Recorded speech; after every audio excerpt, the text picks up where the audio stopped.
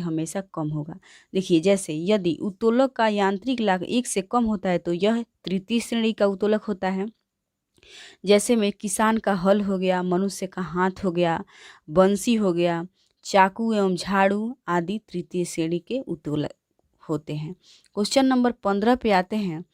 Quantum सिद्धांत का प्रतिपादन किस वैज्ञानिक ने किया था? क्वांटम सिद्धांत, तो इसका सही आंसर होगा 15 का option A, max Planck.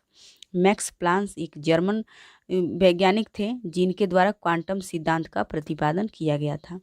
Question number आते हैं 16 पे। एक अर्धचालक में विद्युत चालन होता है, एक अर्धचालक में विद्युत चालन होता है, तो इसका सही आंसर होगा ऑप्शन सी, इलेक्ट्रॉन और होल दोनों द्वारा। इलेक्ट्रॉन और होल दोनों द्वारा होता है। देखिए, शुद्ध अर्धचालक में इलेक्ट्रॉनों की संख्या तथा होल्स की संख्या समान होती है। जो शुद्ध अर्धचालक है उसमें इलेक्ट्रॉन और होल्स की संख्या समान होती है। क्वेश्चन नंबर आते हैं 17 पे। क्वेश्चन नंबर 17 है, ट्रांसफार्मर में निम्न राशियों में से कौन सी राशि नहीं बदलती है? ट्रांसफार्मर में कौन सी राशि नहीं बदलती है? तो इसका सही आंसर ऑप्शन सी, आवृत्ति हो जाएगा। क्वेश्चन नंबर 18 है। क्वेश्चन नंबर 18 है, जल सतह पर तेल की पतली परत रंगीन क्यों दिखाई देती है? जो जल के सतह पर तेल अगर गिराया जाता है तो उसकी पतली जो परत होती है वो कई रंगों की दिखाई देती है। वही पूछ रहा है कई रंग दिखने का आखिर कारण क्या होता है? तो 18 का सही आंसर ऑप्शन बी, व्यतिकरण के कारण ये होता है। क्वेश्चन नंबर आते हैं 19 पे।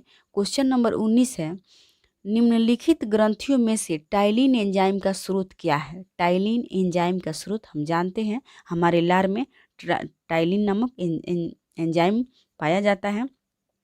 देखिए, मनुष्य के लार में लगभग 99% जल तथा शेष 1% ही एंजाइम होता है। लार में मुख्यतः 2 प्रकार के एंजाइम पाए जाते हैं, एक टाइलिन एवं एक लाइसोजाइम। जो टाइलिन है यह एंजाइम मंड को शर्करा यानी कि माल्टोज में परिवर्तित करता है, और लाइसोजाइम यह एंजाइम भोजन में उपस्थित हानिकारक जीवाणुओं को नष्ट करने का काम करता है। क्वेश्चन नंबर 20 है। क्वेश्चन नंबर 20 है, लाइकेन में कवक और शैवाल के मध्य सहजीवी संबंध कहलाता है।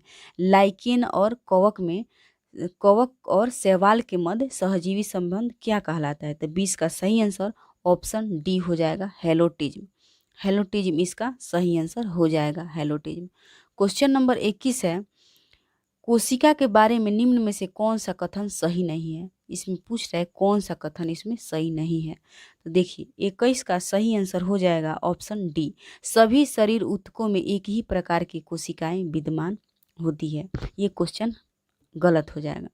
ये क्वेश्चन ये नहीं पूछ रहा है, ये गलत हो जाएगा। देखिए, आगे आते हैं क्वेश्चन नंबर 22 पे। विषाणु में निम्नलिखित में से कौन सी एक विशेषता नहीं होती है? विषाणु में कौन सी विशेषता नहीं होती है? तो 22 का सही आंसर होगा ऑप्शन डी, कोशिका भित्ति की मौजूदगी। देखिए, जो विषाणु होते हैं वो सजीव एवं निर्जीव दोनों के गुण पाए जाते हैं उनमें। ये किसी जीवित कोशिका में पहुंचते ही सक्रिय हो जाते हैं और एंजाइम का संश्लेषण करने लगते हैं। इसमें डीएनए या आरएनए की मौजूदगी होती है। इसमें कोशिका भित्ति नहीं पाया जाता है। इसमें ये बाकी सब पाए जाते हैं लेकिन कोशिका भित्ति नहीं पाए जाती हैं। आगे आते हैं क्वेश्चन नंबर 23 जो है, ट्रेकोमा एक प्रकार का नेत्र रोग है जो डॉट डॉट द्वारा होता है। ट्रेकोमा यहाँ किसके द्वारा होता है? तो इसका सही आंसर ऑप्शन हो जाएगा ऑप्शन बी, जीवाणु। ट्रेकोमा जो है ये नेत्र संबंधित रोग है जो जीवाणुओं के कारण होता है, जो एक संक्रामक बीमारी है और यह क्लैमाइडिया ट्रैकोमैटिस बैक्टीरिया के संक्रमण के कारण होता है। क्वेश्चन नंबर 24 पे आते हैं, निम्न में से कौन एक सही कथन नहीं है? निगेटिव, हमेशा आप लोग से बोलते रहते हैं कि आप लोग निगेटिव पे ध्यान दीजिएगा। निम्न में से कौन सा एक सही कथन नहीं है? ए में है, टमाटर में लाल रंग का कारण लाइकोपिन होता है, सही है। सेब का लाल रंग का कारण एंथोसाइनिन होता है। सेब का लाल रंग के कारण एंथोसाइनिन होता है, ये बिल्कुल सही है। और लाल मिर्च के लाल होने का कारण कैप्सेसिन है, ये भी सही है। जबकि पपीते के पीले रंग के कारण सेलेनिन है, ये गलत हो जाएगा। ये गलत हो जाएगा, लेकिन नहीं पूछ रहा है तो हमारा आंसर यही होगा। देखिए जो पपीता है, पपीते में उपस्थित कैरिका जैंथिन वर्णक के कारण इसका रंग पीला होता है। ये सेलेनिन इसमें नहीं होगा, इसमें कैरिका जैंथिलिन वर्णक होगा। आगे आते हैं, क्वेश्चन नंबर 25 है, निम्नलिखित में से कौन एक सही सुमेलित है?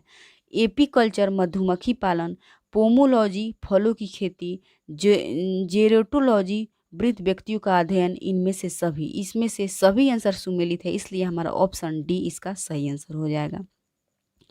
क्वेश्चन नंबर आते हैं 26 पे। क्वेश्चन नंबर 26 पे आते हैं। क्वेश्चन नंबर 26 है, पोस्वाह या फ्लोएम के संदर्भ में निम्नलिखित में से कौन सा कथन सही नहीं है? ए में है फ्लोएम जल एवं खनिज का वहन करता है, ये गलत है, ये जाइलम द्वारा होता है। फ्लोएम प्रकाश संश्लेषी उत्पादों का वहन करता है। सी में है फ्लोएम एक साधारण उत्तक है। डी में है फ्लोएम पादप को फल प्रदान करता है। इसमें से कौन सा कथन सही है उसी को देखना है। तो 26 का सही आंसर ऑप्शन बी हो जाएगा, फ्लोएम प्रकाश संश्लेषी उत्पादों का वहन करता है। देखिए जाइलम और फ्लोएम एक संवहनीय ये जटिल ऊतक होते हैं।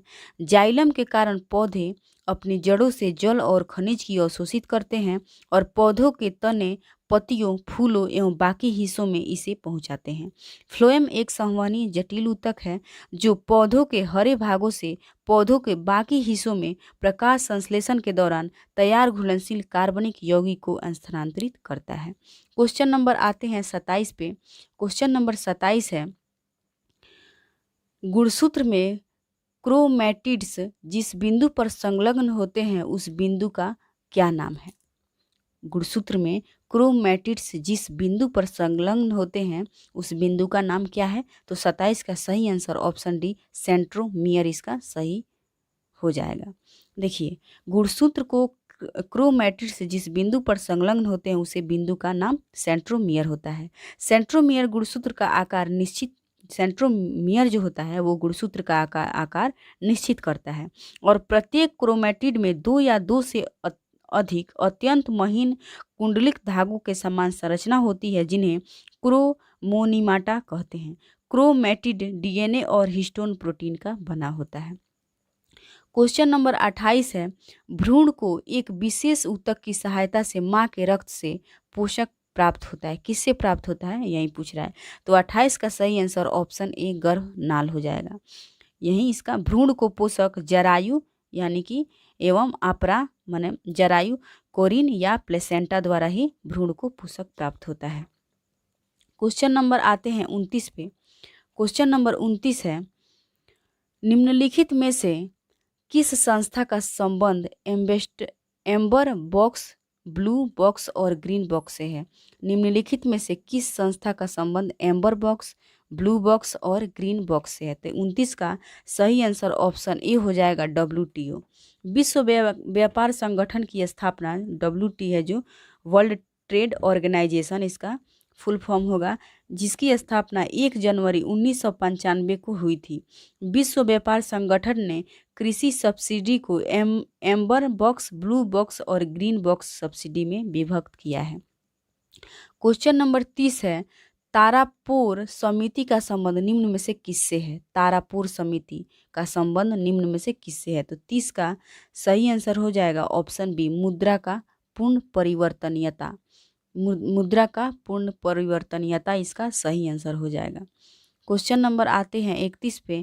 क्वेश्चन नंबर 31 है, किस समिति के सिफारिश पर भारतीय बीमा विनियामक और विकास प्राधिकरण की स्थापना की गई थी? तो 31 का सही answer option C, RN Malhotra समिति के सिफारिश पे की गई थी। आते हैं क्वेश्चन नंबर 32 पे, निम्न में से किस समिति का संबंध मुद्रा आपूर्ति की अवधारणा में परिवर्तन से है? तो 32 का सही आंसर ऑप्शन सी हो जाएगा, YV रेड्डी। देखिए 1998 में मुद्रा आपूर्ति का अवधारणा में परिवर्तन हेतु सुझाव देने के लिए RBI के पूर्व गवर्नर डॉक्टर YU रेड्डी की अध्यक्षता में समिति गठित किया गया था। क्वेश्चन नंबर 33 है, अंत्योदय क्वेश्चन नंबर 33 है, अंत्योदय अन्न योजना किस वर्ष लागू किया गया था? इसका सही